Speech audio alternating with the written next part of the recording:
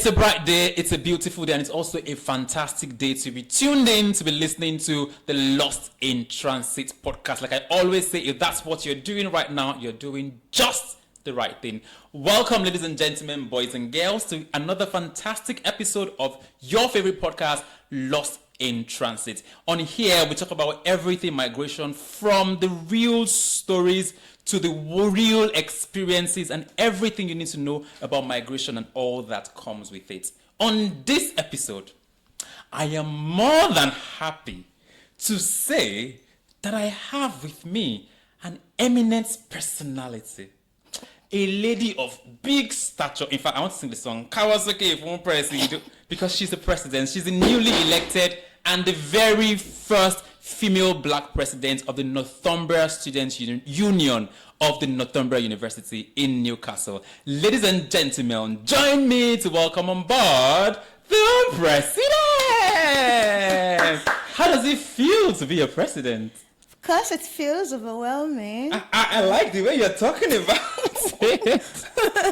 But really, how does it feel to be president? I mean, having to lead a pack of people and be responsible for them. What does that feeling feel like? I mean, it feels overwhelming, like I said, because it's like a new beginning, new experience. Yeah. Everything is new. But then knowing what it's all about before venturing into that gives you a sense of responsibility that at this point, you're not just the regular Mary.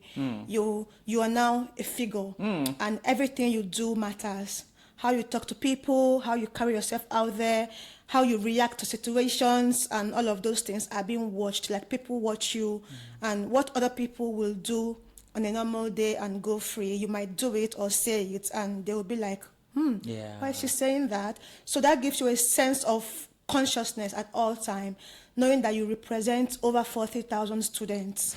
Girl, you're huge! 40,000 students, you representing them? Yeah, because we've got 3 campuses. We've got one in London, we've got in Amsterdam, we've got in Coach Lane, so 2 in Newcastle, and we represent all the students. So imagine the responsibility.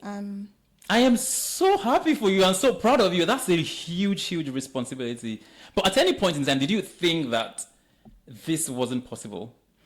Well, right from childhood, I've always been different. Like, I knew that there is something different about me.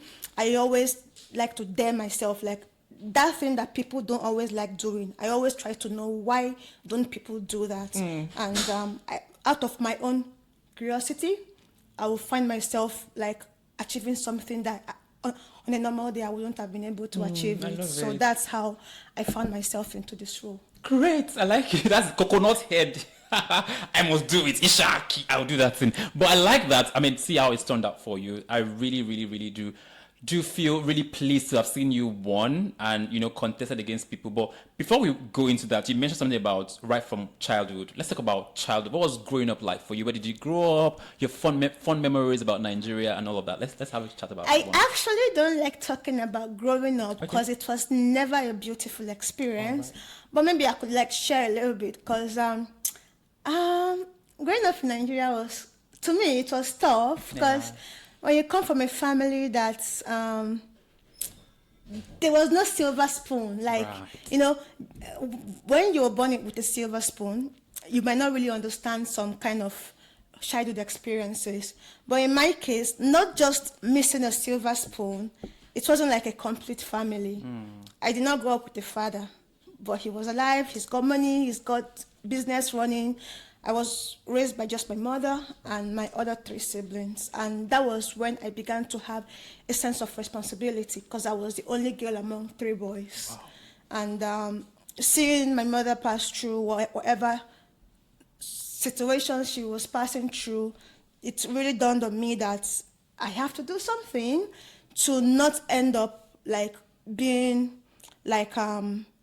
in that situation? Not really in that situation, in a pitiful situation, whenever you pass, people will be like, oh, I'm sorry about, that kind of thing. So I never talked about my family, I never talked about my experience. Nobody knew till date. Maybe this might be the first time people will know about it. Yes. Thank you for sharing. So that gave me the strength to fight for myself, especially so that I don't end up like being like one village child, no father, no money, no nothing. Right. And Oh, you've turned out so beautifully, daring to do the almost unthinkable. I'm so proud of you. Well done, and thank you for sharing that as well. Yeah. Right. So let's talk about when you moved to the UK. Why did you move to the UK? What was the experience like? What prompted you to move to the UK? Well, I've always known that Nigeria is not for me.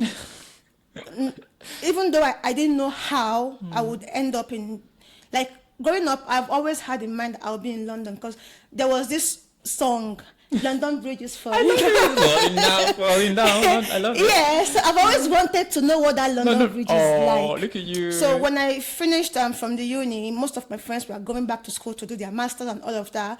I really wanted to further my studies, but I knew that I wasn't going to do it in Nigeria. However it would happen, I didn't know. But I knew that I had the responsibility of making it happen. So I graduated. There was no job. Like I applied and applied and applied and applied. No job was forthcoming. And instead of sitting down in pity, like, because I hate anything that will make people to start to feel pity for me.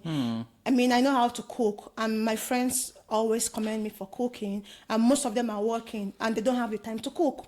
So I was like, why don't you start doing something with what you have?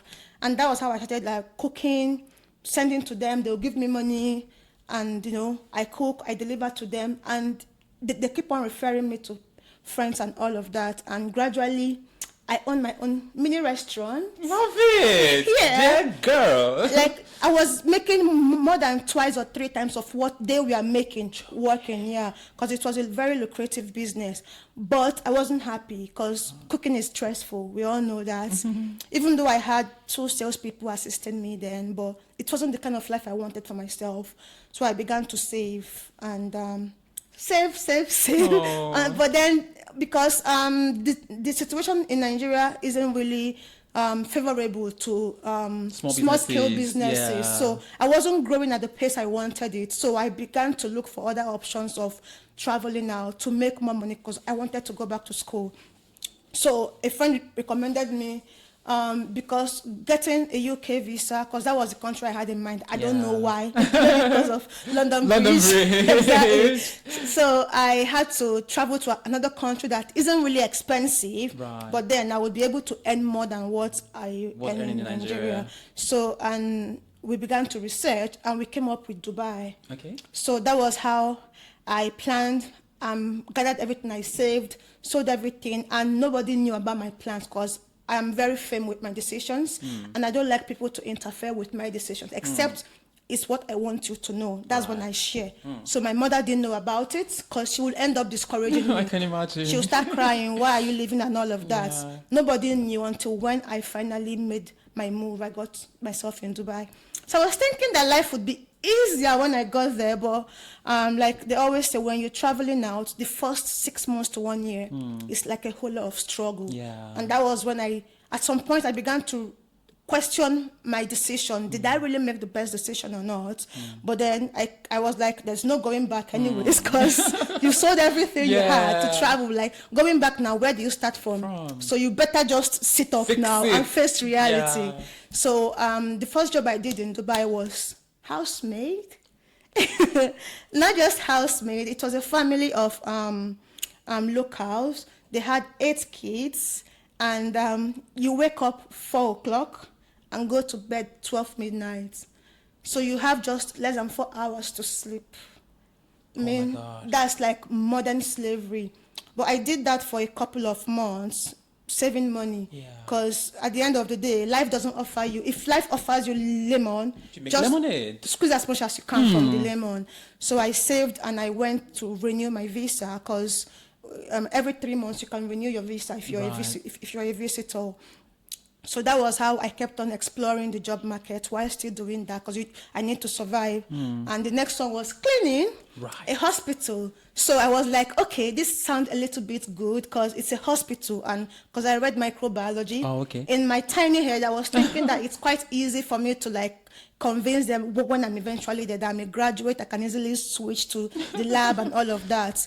But they weren't having any of those things because they had their own requirements and different things you need to provide for you to be able to work in the lab and all. Another reality sets in. So I knew that wasn't the place for me, but then I had to persevere, keep saving as much as I can, and I was exploring the job market. So I now got another job, which was quite more like it, something I love doing. So that was to be a hostess in a 5-star hotel, which is Intercontinental Hotel. So that gave me the leverage that I needed, because I meet with high-profile people. I'm the first point of contact, and because I love talking, I used that opportunity to build my network, and I saved as much as I could. Most of my colleagues end up buying Dubai gold, because gold is quite cheap in Dubai, and they have very nice gold, buy phones and all. But I kept on saving, and they felt like I'm stingy to myself, but they didn't know that I had my own plans, because everything I was doing, my target was to go back to school. So I worked there for 1.5 years, and I was able to raise good amount of money, because when you work in a hotel, we were offered free accommodation, free transport, feeding, everything was given to us. So what am I spending on? And then we get tips from the guests. Sometimes the tips we get is even more than the salary. Wow. So it was a very good opportunity for me that I had to make good use of it. So when I got very good amount of money, I shoot my shot. So in less than 3 weeks, UK visa is quite easy, especially when you go through the priority. Right. So I applied into about 6 or 10 different schools, and I got about 3 different admissions. 1 in Scotland, 1 in London, 4. 1 in London, 1 in Belfast, and 1 in Newcastle. Then I got confused, but then I had to start questioning which of those cities is better opportunity, less expensive, friendly weather, and for my comparison, Newcastle stood out for me, and that was how I landed here. Wow. That's such a very touching and very inspiring story. Thank you for sharing. I mean, it's good to have you here, really. But wait, though, you said friendly weather. You chose Newcastle instead of London. Not like it's friendly weather, but compared to Edinburgh. Oh, yeah, you're correct. Not even Aberdeen. That was where I got the admission. Oh, okay. Compared to Aberdeen, Newcastle weather is a bit warmer. I agree. London would have been warmer, but it's expensive. Not just expensive. I don't like busy lifestyle. That was why I didn't live in Lagos, because I like more quiet, reserved life. Yeah. So Newcastle wasn't a fast-paced environment. It was suitable for me. So I ruled out London. Then Belfast would have been good, but I feel it to be too boring for me, because Newcastle is just in between busy and reserved. So I had to pick great. Smart thinking. I love it. So how has it been settling in Newcastle? Tell me, I mean, you've always wanted to come to the UK. Tell me the first few days when you landed, what was the experience like? The shock that you got, the things that hit you, and everything. Tell me that experience the first month of you being in the UK. Well, I wasn't really shocked per se, because I knew what I was going to face. And being away from Nigeria for over 4 years, I spent 4 years in Dubai. I knew that period was winter. But then I never knew what winter feels like. I thought it's like normal cold, like Harmattan period. And someone coming from Dubai, we don't wear something serious because it's always hot there. So I just dressed in my normal t-shirt and light jeans, and immediately I came out from the airport. What I had on my face was vroom. And I was like, this is it. This is it. And I had no winter jacket. I had no friend, nobody, I don't even know where to start from. And worst of it all was where I was supposed to stay. I've already paid for 1 month, including the security deposit and all. And immediately I dropped from the airport. I connected to the Wi-Fi, and the first email I got was, unfortunately, we can't check you in today because the guarantor you provided does not have a property in the UK. I was like, oh my God. Second shock. Oh my God. How did you survive it? Yeah, so like I always tell God, wherever I go, send people that will help me.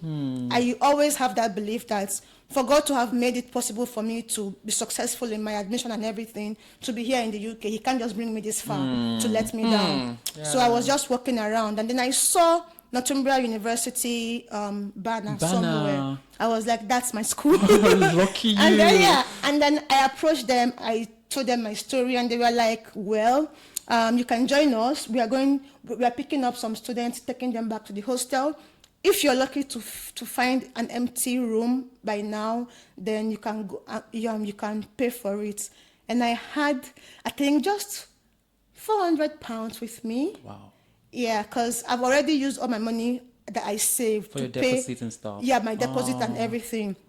So I was like, well, let me get out from this stage first. Yeah, When we absolutely. get there, we'll know what Decide. next to do. Yeah.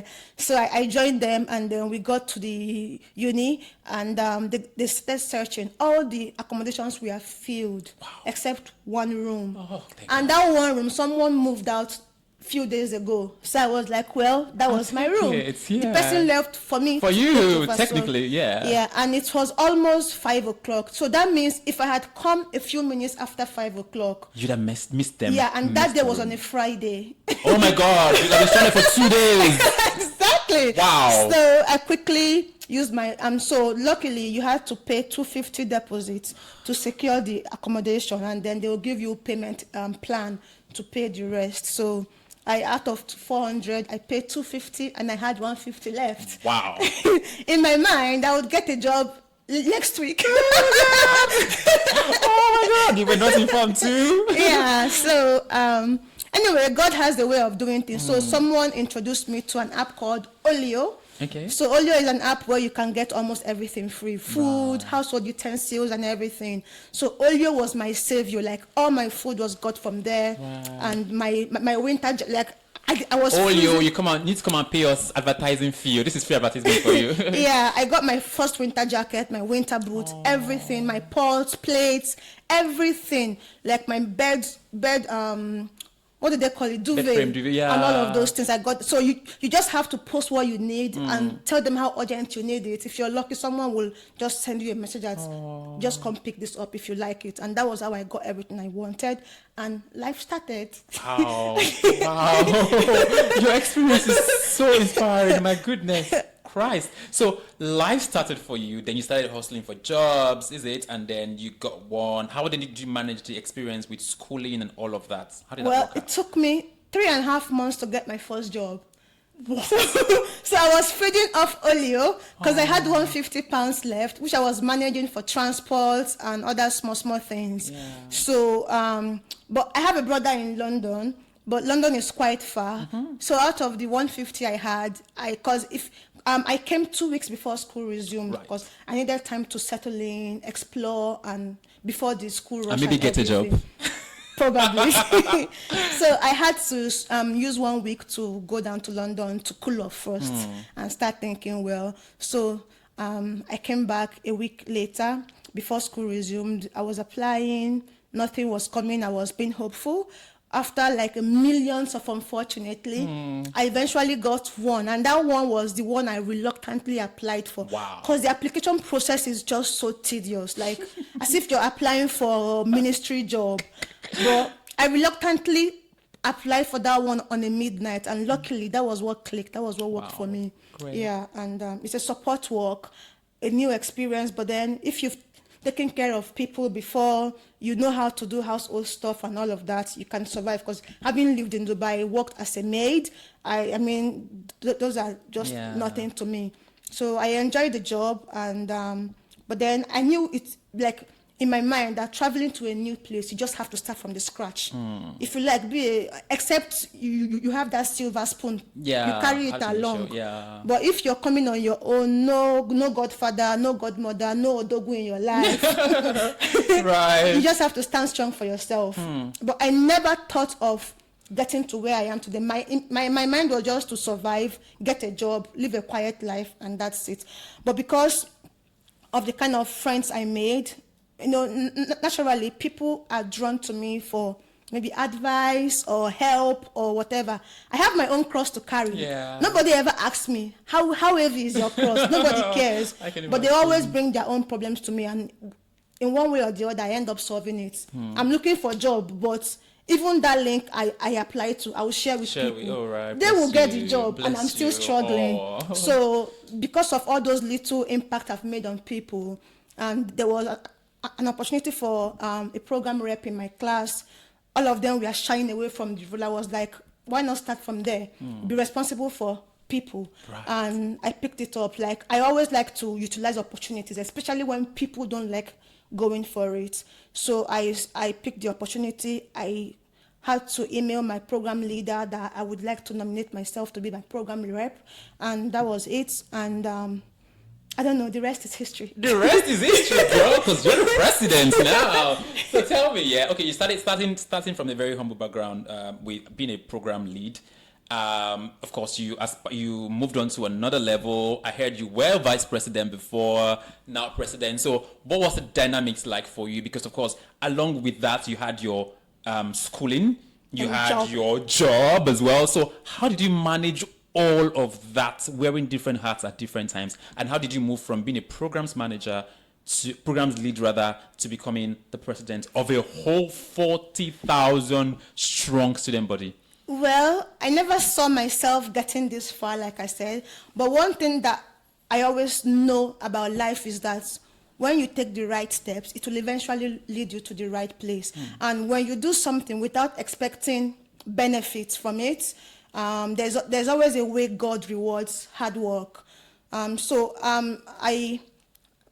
To balance work and studies, work and studies wasn't really easy, but just have to do it anyways. So it's all about prioritizing your task. So to me, I use sticky notes a lot. So on each sticky note, I have different colors: time for lecture, time for work, time to eat, time to make call, different things. And whichever one I do, I remove it and put up the next one. Right. So, and I have time to sleep as well. So that was how I was able to do it. But when the time for election came, as usual, the SU sends out email to all the students: nominate yourself for this and that role. And I took my time. Like, I ignored it at first. But the SU keeps sending emails. Like, almost every week, they send out reminder emails for students to be the next lead Northumbria students and all. I was like, this one can't just rest. They keep on bugging me with emails. And one tiny mind was like, what if it was a push for you to take an action? And that was the last week of putting up yourself for nomination. And then I spoke to some of my friends about it, and they were like, well, that's your thing. To talk is not a problem for you, and you're already doing well at what you're doing. And before then, I also volunteered to be the welfare officer for Nigerian students. I think I am NONSA. So I was really active in the group. Like, almost everybody knows me, and just like that, I became popular. Like, there's no way you enter Northumbria and call my name. No, someone will definitely know me. And I never saw myself being there, but it just happened. So it was quite easy for me when I put up my nomination, and campaign came up, and I just reluctantly campaigned without any experience. I just woke up one day, on the day of elections, got to campus, talked to as many people as I could. We were about 13 contestants for the role, and I don't know how it happened. I won. Wow. Yeah, and I was like, for real? Because I just did it for the fun of it, to be honest. In as much as I wanted to win and to be responsible for people, because it's all about making impact, and I wanted to be a part of people's success stories. But then I told God that if it's for me, then let it happen. But I'm not going to stress it. Right. So I just did my best and talked to as much people as I can, and I won. And that was when I knew that I had to take things seriously, like not just casually this time around. And being the vice president welfare, it opened up lots of opportunities, lots of responsibilities, and all of that. So before you tell me about how you then decided to go for the presidency, role, I think you've done just for me, because everybody that comes to this show, to this podcast, I test their Nigerianness. I asked them a couple questions about Nigeria, and somehow I missed that about you. I didn't remember asking, so I'm going to ask you a couple questions about Nigeria. Let's see how well you remember Nigeria. Good. Are you ready now? Let's see. The first one is, what is the official currency in Nigeria? That's Naira. Naira, of course. Next one is, who was Nigeria's first president? Why are you whining me? Oh, girl, you got it. Good stuff. And that was my uni. Oh, really? Oh, nice. Okay, so the next one is, which city is the commercial hub? That's Lagos. Lagos. Good. Got a couple more for you. Yeah, shining now. Okay. What is the longest river in Nigeria? River Niger. You're so smart. Okay. Which Nigerian novelist wrote Things Fall Apart? Chinua Achebe. Okay. You're very Nigerian. You passed the check. High High five. Yes, you did pass the check. Good Thank stuff. you. So now let's go back to conversation. Tell me when did you decide to run for presidency, and what was the experience like for you? Because the SU role is a maximum of 2 years, and because when you graduate, it's either you go for post-study or you get a sponsored job and life continues. So the SU job comes with a little bit of visa extension. Right. So it's more like an opportunity for me to make an impact without losing my time as well. Right. So I never, like, it was a bit dicey for me if I should go for a second year or not.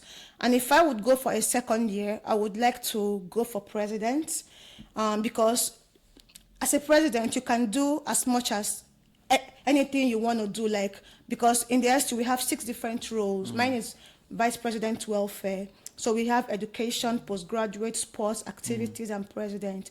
So being a president, you can have a touch of each of it all. Right. So, but then I was a little bit scared, because imagine being in your home and you're beaten.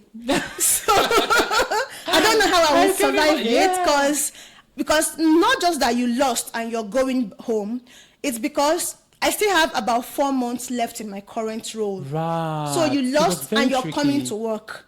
Right. I know that feeling. That's shit, man. So you lost and you're coming to work, and then the people I'm running against are SU staff, like student staff. So technically you'll be seeing them every day. Every day. Work. The bad blood will be so hot. Yeah, so it was going to be a bit uncomfortable for me.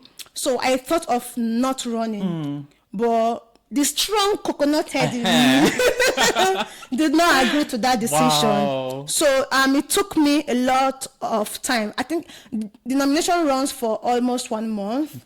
So on the last day, I was like, what's the worst case scenario? Even if you're not comfortable, if you lose, will someone die? No. What will happen is Shebi is only highest, they'll talk about it one week, and then it's back to like nothing happened. I said, okay, just give it a shot. And I was like, what if you win? What does that mean to you? It means breaking a record. Wow. And then the other man told me, which would you rather prefer, to break a record or to not give it a try? I love it. I love it. Great. So I just made up my mind to run for it, and it was the most scary and the most difficult thing I've ever done in my life, because the person I ran against is quite popular, because she's worked with the SU for more than 4 years. Wow. She began from her undergraduate years, so she's got people, she's got influence, and she's got capacity as well. But the small me and my God, I knew that if you get God and you get people, which one strong pass? Now God. True. So I just talk to God. God, I don't want to lose, because I have unfinished business. Yes. Lots of my manifestos I've not achieved, and I would like to achieve it, because if I don't achieve it, whoever is coming after me has their own manifesto. So most likely things will end where I left it, until whenever someone else that has interest in that choose to pick it up. Yeah.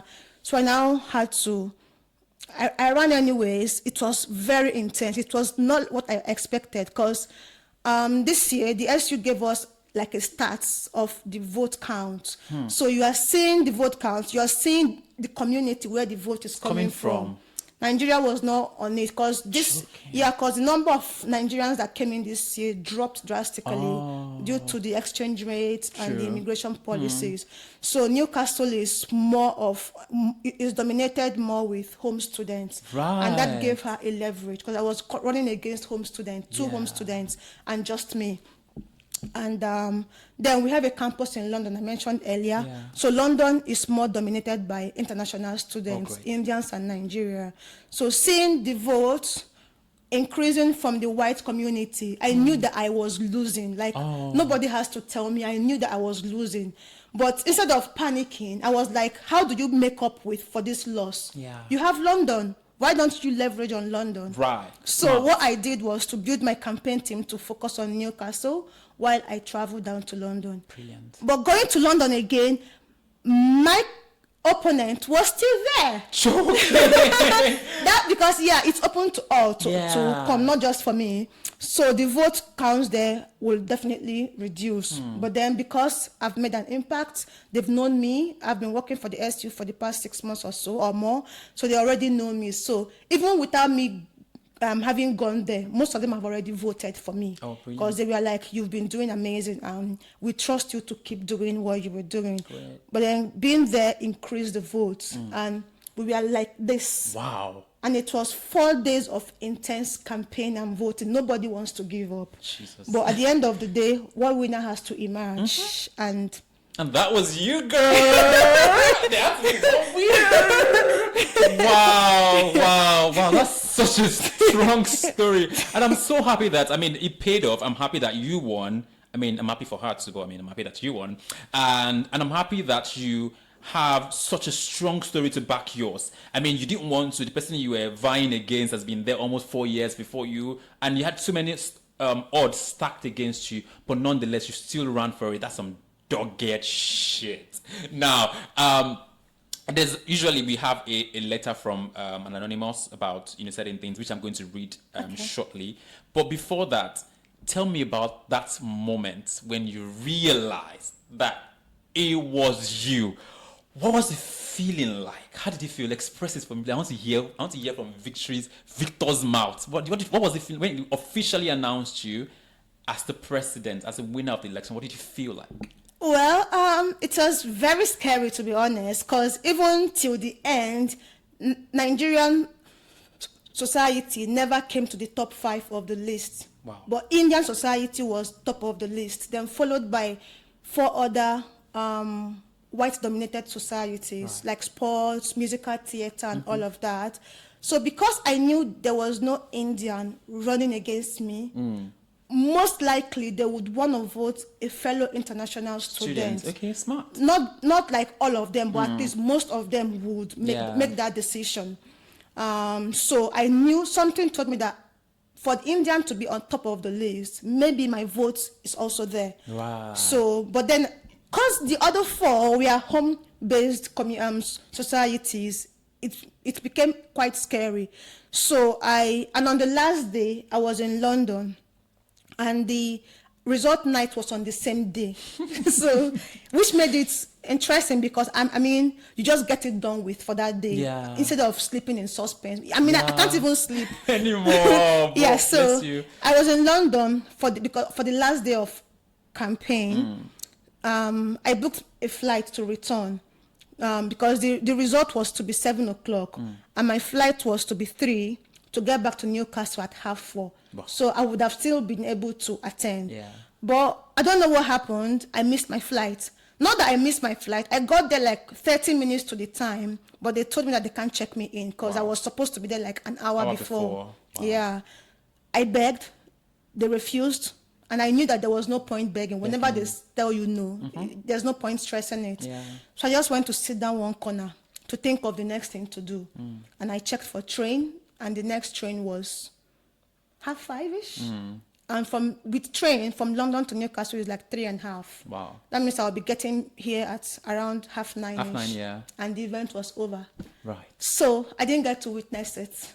But I got a call from my CEO that I won. Oh. And I didn't even know how to react at that point because I was on the train coming back. And me like screaming, people will be like, who's this person? Like, what's going on? They will never understand. So I kept cool. I held it. I felt like crying. I was like, it paid off.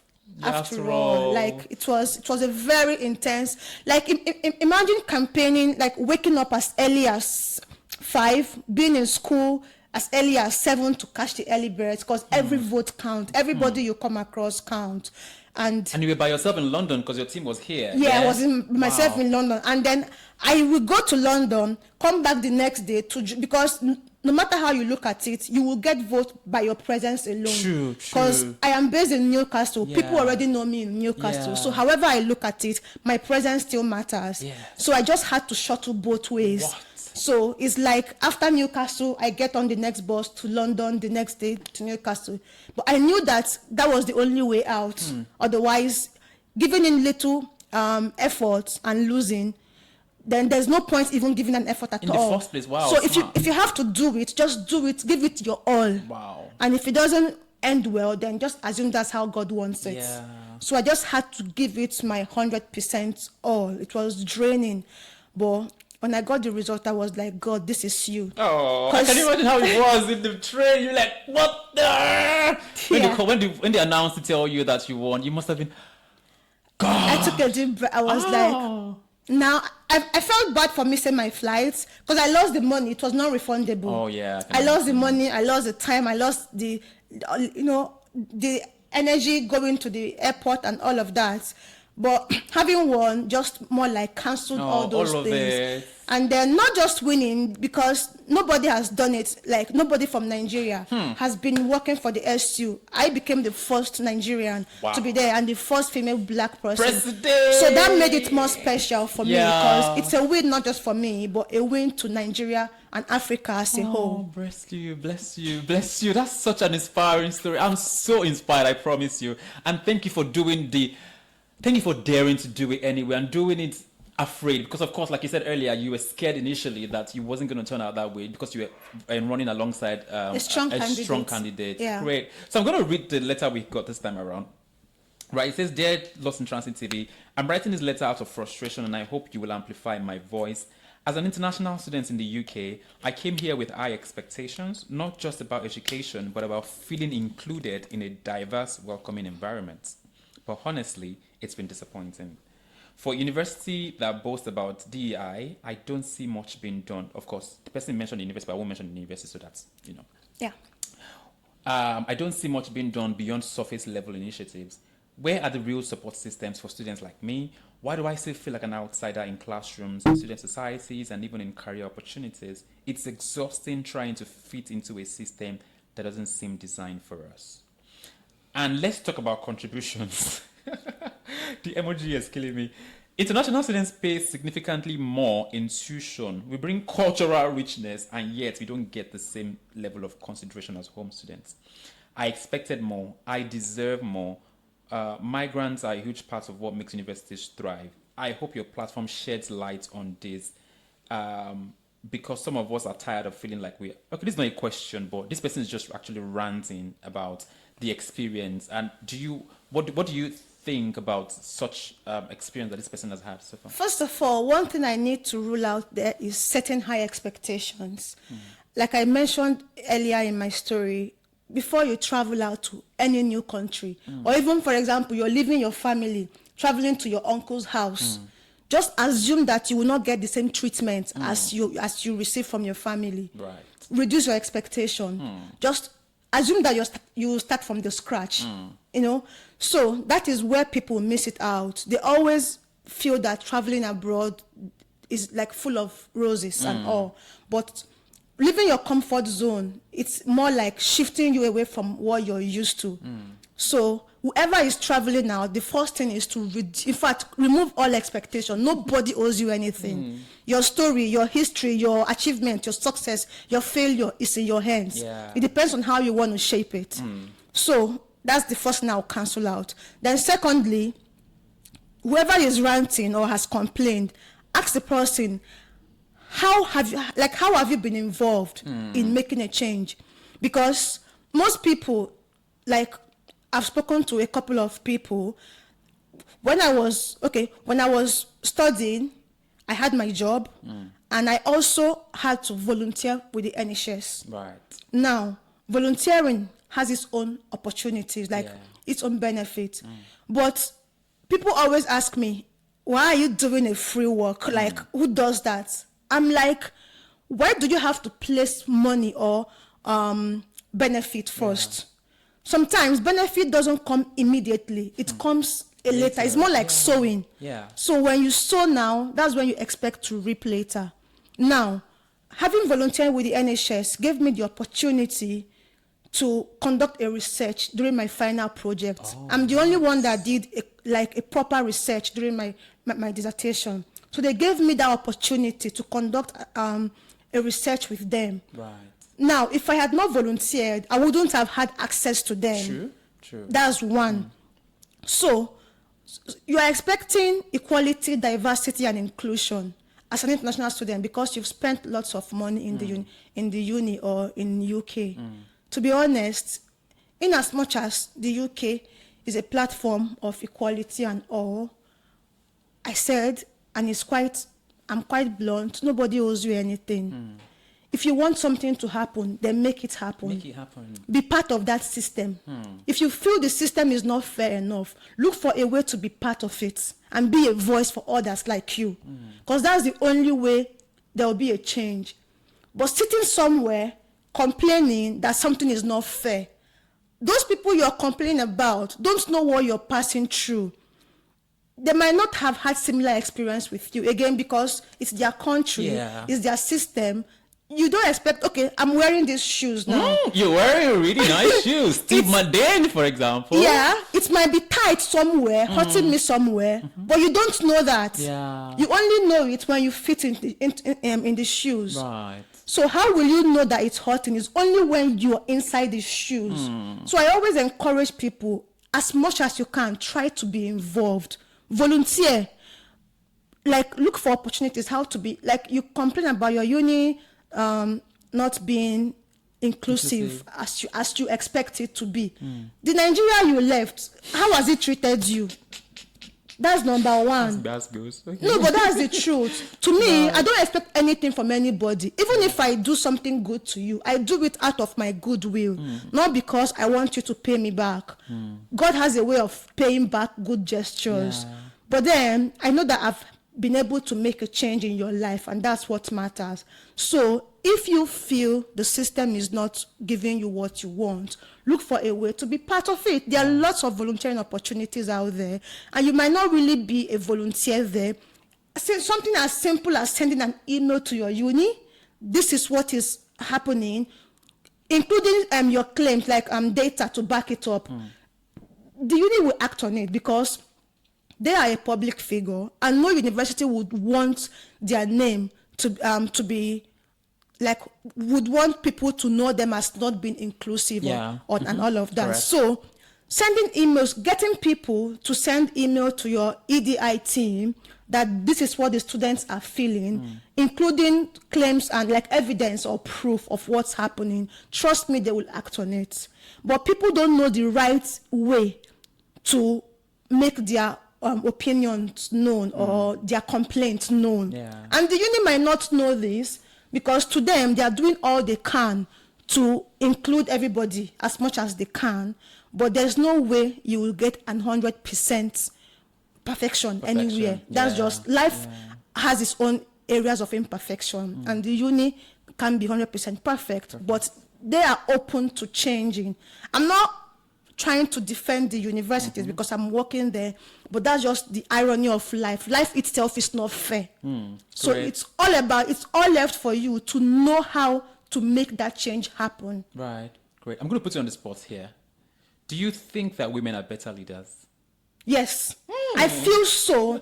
Men are ordained by God to be leaders, but women have a stronger ability to be leaders because of their nature. Now, if you see different women leaders, I'm not really good at names, so I'm not going to mention any, but if you see women leaders, they are always at the top of their games because women know how to manage stress more than men.